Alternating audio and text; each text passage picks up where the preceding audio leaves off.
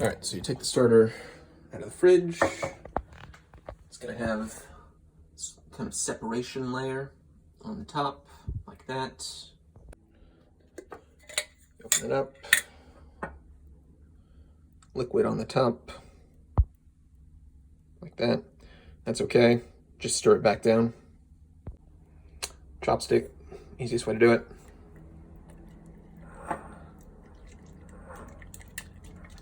This, once it's good to go, all incorporated into one thing. Now most of this ends up going in the trash or into something else, pizza dough or a pancake or something if you want to make something with the sourdough discard. Gotta have the scale. Empty mason jar down here. Whichever one, doesn't matter. Take it off.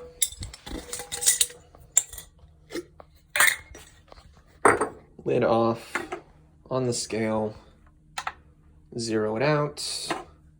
Take it off. Put that on there. Take the chopstick out. That tells you how much starter is in there right now. Right, so 430 grams. You want to get it down to about 110 grams, which you do just by dumping it out in the trash or by, like I said, putting the stuff into something else if you want. Should be kind of close to empty, but still some stuff on the sides and at the bottom. This number doesn't really need to be exact. If it's 120 grams or 90 grams, it doesn't really matter, just somewhere in this neighborhood. Now you zero it out again, leave the chopstick in there. That goes into the tare. So now we know what the weight is, plus the chopstick, or it's down to zero. First step, water. I use this Pyrex thing up here. Pretty simple. You do want to let the water run for a minute. Because it needs to be a decent temperature, sort of lukewarm. We're looking for like 85 to 90 degrees. I kind of know what that feels like just with my hand now, but if you want to be sure, I have a digital thermometer here, this red thing. Just flip it out and pop the end in there. Let's see if I did this correctly. Yeah, 83 degrees, 84. It'll probably tick up to 85 in a second. Or maybe not. You know, somewhere in this range is totally fine. You don't need to be exact, but it shouldn't be over 100. It really shouldn't be over 90, and it shouldn't be below 80. Shoot for 80 to 90. And then grab it, and then we're going to do 150 grams of water in here, so just be careful.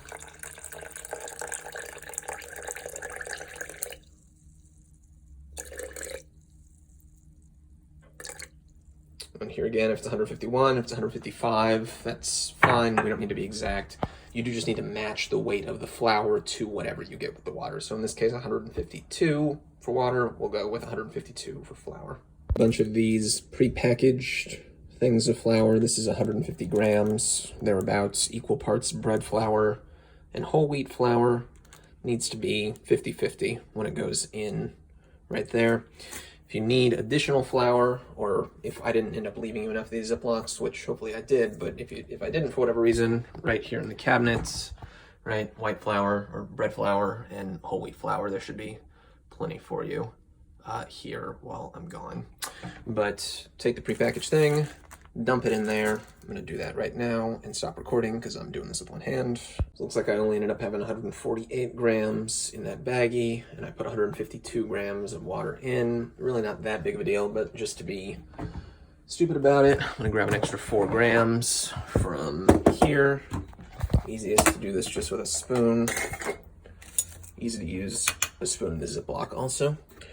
So, you know, just grab that, and then let's see, just a little bit until 152, 153, that's fine.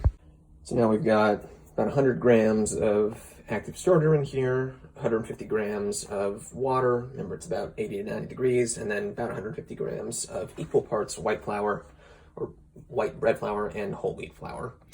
Now that it's all in there, we stir it up, once again, with the chopstick. I'm gonna stop recording because I can't really do this with one hand. Stir, make sure to incorporate it all into one kind of cohesive thing. Should look something like this when it's finished. Clean up easy. You want to use a paper towel, wasteful, I know, to wipe off the chopstick and the lip of the jar, which I'm going to give you a fresh, clean jar, so it's not going to look this shitty, but over time it will start to sort of crust up like this. And there we go. Starter's fed. Chopstick is clean. I'm just going to put this back into the cabinet right up here. You can see I've got 3 of them up here. You know, hopefully that will be enough to get you through. Turn off the scale. Put that back up here as well. That's where I keep it hidden. And then just screw the lid back on. Should be tight. Too tight. Just, you know, close basically. And there we go. We got a fed jar of starter.